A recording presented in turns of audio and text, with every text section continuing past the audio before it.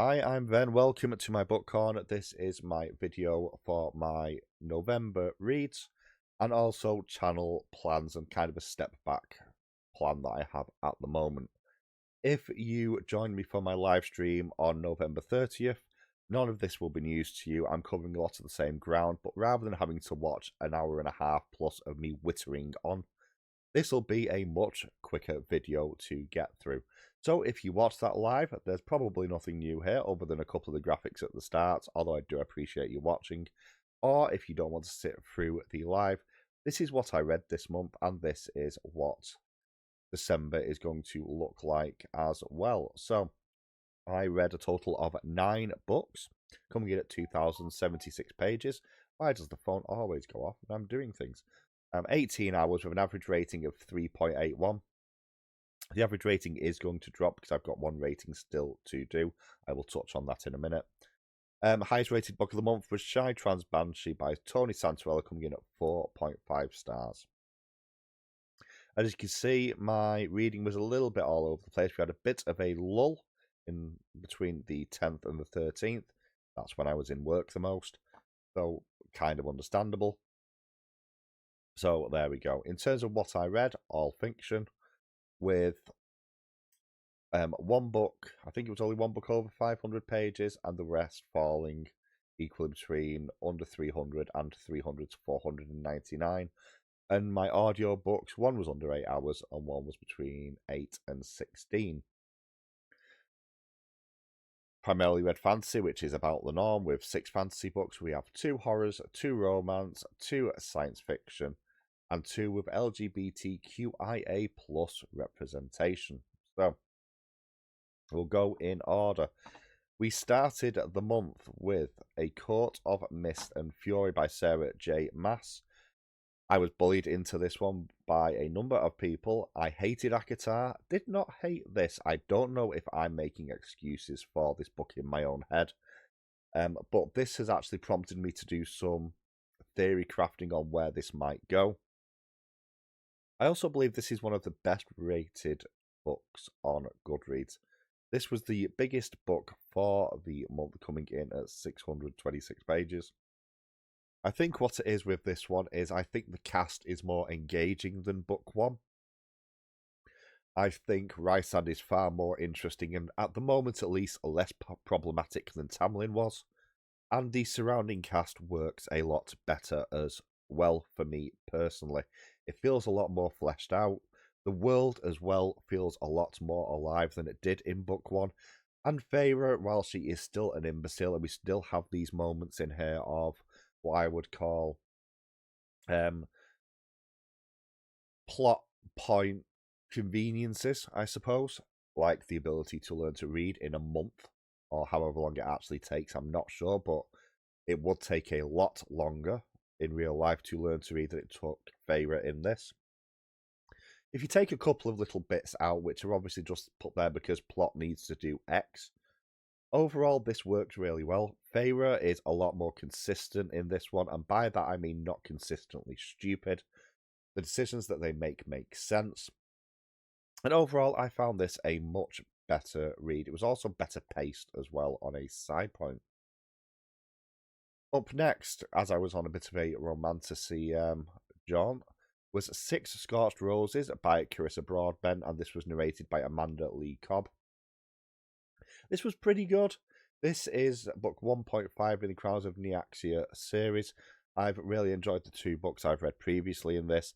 This is a novella spin-off that touches on a couple of the more minor side characters that we meet. It's fine. It's well narrated once again. It's good to get a little bit more backstory for these characters. I do feel like the romance aspect of this went along a little bit too quickly. You don't get a sense of the amount of time that is actually passing in here.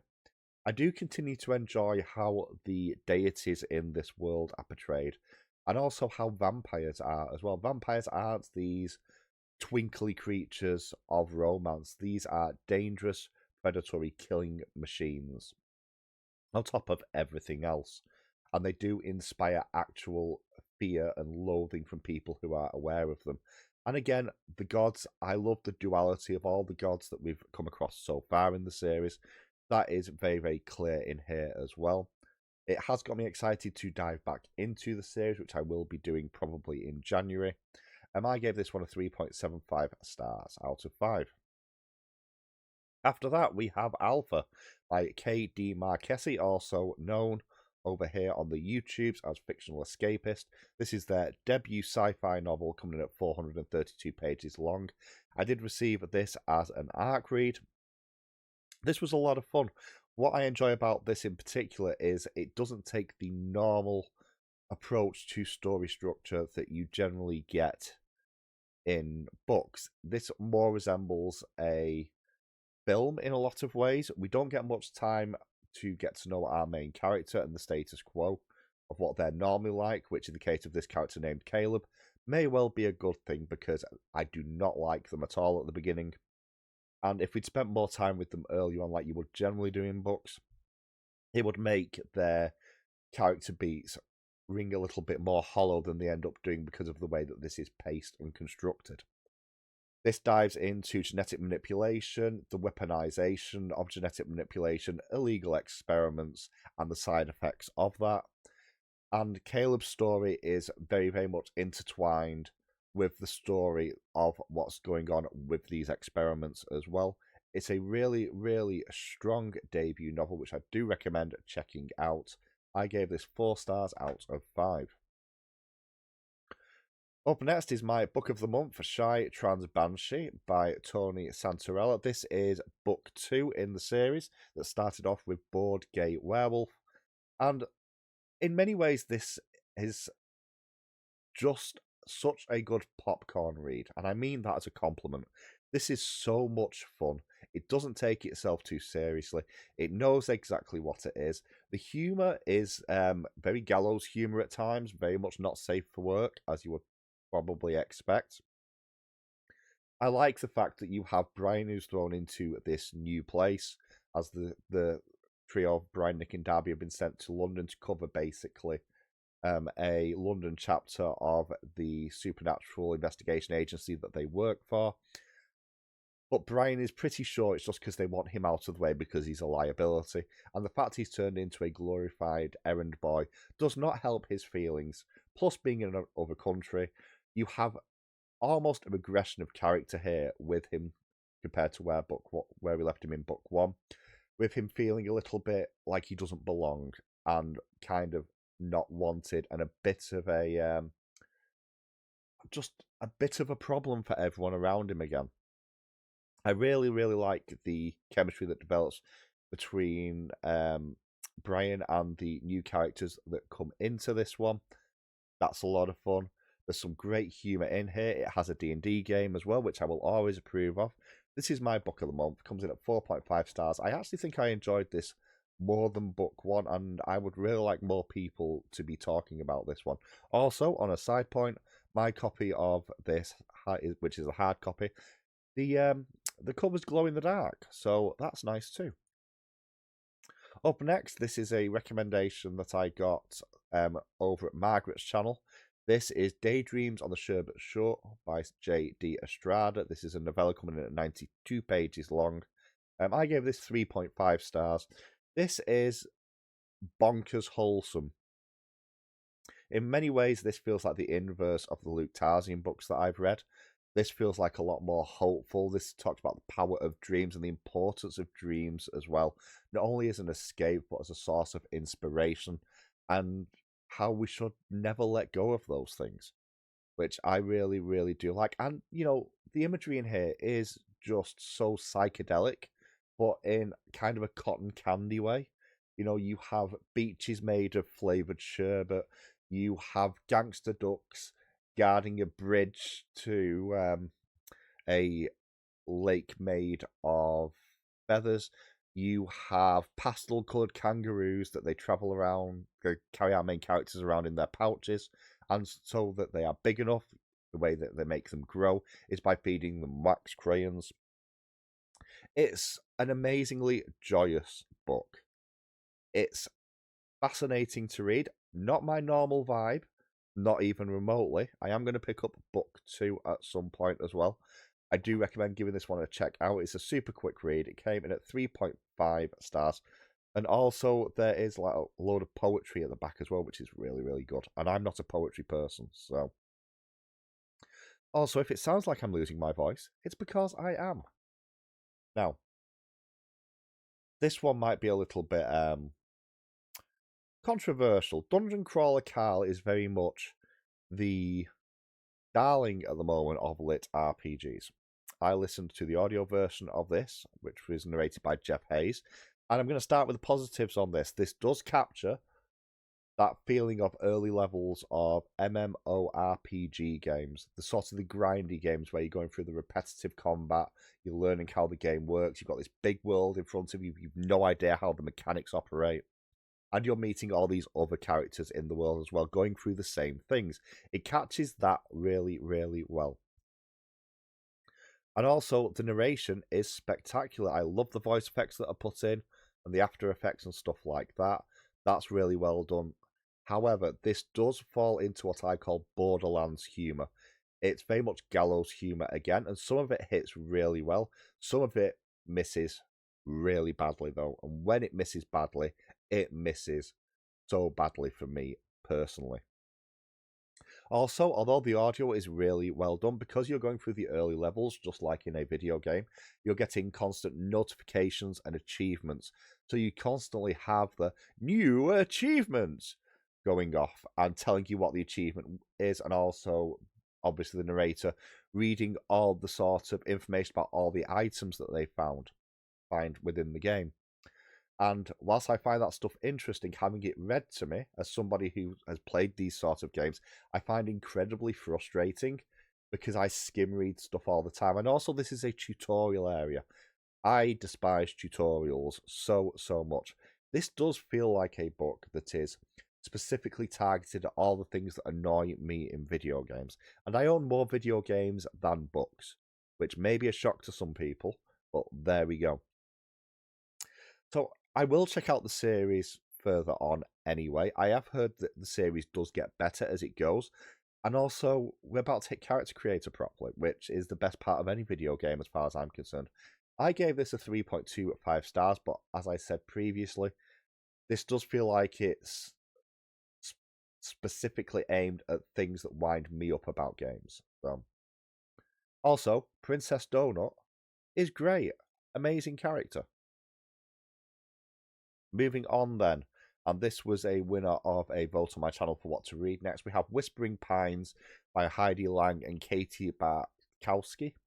This comes in at 320 pages, and this is a middle grade fantasy fiction. I think this is more of an urban fantasy. This does also sort of squeak into sci-fi as well. What this book gets really, really well is the creepy atmosphere of this little country town called Whispering Pines, where one of our two main characters has just moved to after their dad goes missing. And you have some really interesting characters here. The problem is they don't read like the age that they are, or at least they didn't to me personally. I only realised really at the end that they were only meant to be about 12 years old, and I thought they were a little bit older than that. But I do sometimes wonder if that is a bit of a cultural disconnect from the UK to the US. But I do like the characters in here. This book is falling a little bit, though, into book one syndrome because it's trying to set up so many things. And this is trying to set up a lot. You have alien abductions, government conspiracies, corporate conspiracies. You have the supernatural, you have alternate dimensions, you have serial killer monsters stealing eyes. This has a lot going on. Now, when it nails it, it really does nail it. It does pay off one of those plot lines really, really well. And it does a great job of cliffhangering into the next one as well. The ending of this is especially well done and does make me excited to pick up more in the series. It just feels like it either needed to be a bit longer to let more things breathe, or it needed to cut down on the things it was trying to set up in here and maybe put them into a later book, introduce them at a later point. But it was pretty good overall. 3.5 stars. The pacing of it did feel quite slow to me for middle grade, though. And last, we have The Very Naughty List by Michael D.A. Clarke. So Michael reached out to me to see if I'd be interested in reading this. I did buy this myself, however. And this is a short horror novel. It actually comes in at about 90 pages. There's some bonus pages on the end of it as well. And the gimmick of this is a mall Santa that has been Santa Claus at the mall, and it's been kind of their life for the last 30 years. Kind of gets set up by a gang of teenagers and fired. And as a result of having his entire life taken away from him, goes on a bit of a murder spree to get his own back. This has its moments. The problem I have with this a little bit is it could have done with being a little bit longer to let some of the scenes play out more. And also, it feels like it wants to be more extreme horror than it is. It doesn't revel in the gory violence that it feels like it kind of wants to. And I think that is a drawback of its runtime, because you could absolutely draw out the murder scenes in here a little bit more and give them more of a visceral feel. There's some good humor in here. I really like the idea of like this retail worker walking in to see Santa just murdering somebody and them just going, yeah, they were rude. I'm over customers this Christmas. I'll leave you to it. Like, the only thing that was missing was them offering them a bag to put the remains in. I am going to pick up book 2. Well, I've already picked up book 2, which is longer. The spiel for that looks quite interesting.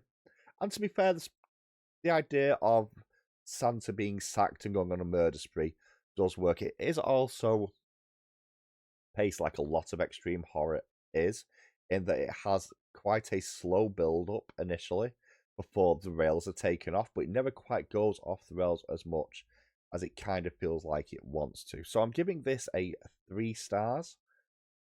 I may come back and revise that up or down depending on what happens in book 2, because sometimes reading the follow-up can increase my opinion of the previous one. We'll have to wait and see. But it's a solid read for a Christmas horror. I think it sort of committed a bit more. I know Darkstar has a different opinion on this book. I'm not sure if she's going to do a review on it. I hope she does, because I like watching her rant. But there we go. Now, so that is everything that I read in November. This is where we're sitting year to date. The target was 100 books. We beat it. The target was 20,000 pages. We beat it. And the target was 225 hours of audiobook. So there we go. In terms of my reading then for next month, December is going to be all about finishing series that I've started. So I am going to be reading Queen of Nothing, book 3 in the Folk of Air series by Holly Black. I'm also going to be reading The Stone Sky by N.K. Jemisin, which is the final book in the Broken Earth trilogy, which I'm really excited to see how that wraps up because of the ending of book 2. Don't know why it's taken me so long to get to that, to be honest. I also have Chaos King by Kaysen Carlender. I enjoyed Infinity Alchemist, but not as much as I wanted to. I absolutely adored Felix Ever After. Infinity Alchemist didn't quite land as well for me, but it had some fascinating concepts. So I am curious to see where Chaos King goes. And my final confirmed read for the month is The Hollow Hunt by Maggie Fuston. This is the follow-up to another book whose name, The Revenant Games. There we go. I believe this is a duology. I don't think it's going past book 2. It is, again, mildly romantic in some of its trappings. Set in a fantasy world where you have witches and vampires who are kind of in a cold war against each other, and you have humans who are stuck literally in the middle between the two kingdoms. And they're kind of the slave race. But they use their blood to trade for things because the witches, use the blood for magic. And obviously, we all know what vampires use blood for. So, there we go. That is my planned reads for the month. I'll probably throw some other reads in there as well. We'll have to wait and see. I haven't got any audiobooks planned as yet. I'll definitely be listening to some. Well, that's the reading, but then, with that said, let's move on to channel plans. On to channel plans then, and as I mentioned in the live stream, I'm planning on taking a step back from the channel starting in December. I do have some videos that I do still am sort of committed to making. So during December, you will hopefully, I'm hoping to get to these, do my Wheel of Time reread video. I've read books 1 through 4, or listened to books 1 through 4, I should say, this year. And I have some thoughts on that, going back through them for a second time. I also have intentions to do the Draw the World series, which is by my good friend A. Walter. And this is a series of books where he gives you a little bit of prompting and then you draw your own comics in. It's a fascinating idea. I need to spend a little bit more time with it before I can do that, but I'm hoping to get that done before Christmas as well. I do have a couple of tag videos, which I should have up as well in the next couple of weeks. And then finally, I will have my top 10 books of 2025 going up. Not sure if that's going to go up New Year's Eve or New Year's Day, probably New Year's Eve. So that will be happening as well. But past that, I have no plans for January and beyond at this point. I am probably going to stick to still doing a wrap-up video every month. There's definitely not going to be any reviews for the immediate future. And I'm just going to take a bit of a step back. There's a few different reasons for this. Again, I went over this in the live stream. But in short, I'm not enjoying booktube as much anymore. And I don't have as much time because of work. So those two things put together, not helping. And also I have a number of frustrations with content creation on booktube at the moment as well. And I know I'm not alone in that one. There's a lot of people that have varying levels of frustration at the moment. And I don't like the numbers that I'm pulling in. And it shouldn't be about the numbers. But, and I'll cover this in a tag video, the 3 key things about booktube is you need to like talking about books, you need to like the community, and you need to like making videos. And I don't like making videos especially. And that's a problem. So realistically, if I don't like the core thing of booktube, even though I love the community and I love talking about books, we have a problem. Now, I'm not totally going away.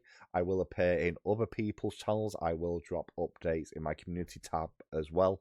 And after a little bit of time, I might just decide on a new direction for the channel for next year. But I'm probably going to be incredibly quiet for December and January. Like I say, I do have some videos planned. Some are already made. Some are going to get made. But yeah, that's it. That is my November wrap-up video and my plans for December and beyond. If you've watched to the end, thank you so much for watching. I hope you've enjoyed this video, especially with me wheezing into the microphone like I have been doing, because my throat is not in a good place. But let me know what you're reading for the Christmas season. And again, if you've decided to watch this after watching my live, thank you. You're insane. I love you all. Thank you so much for watching. I'll catch you all soon.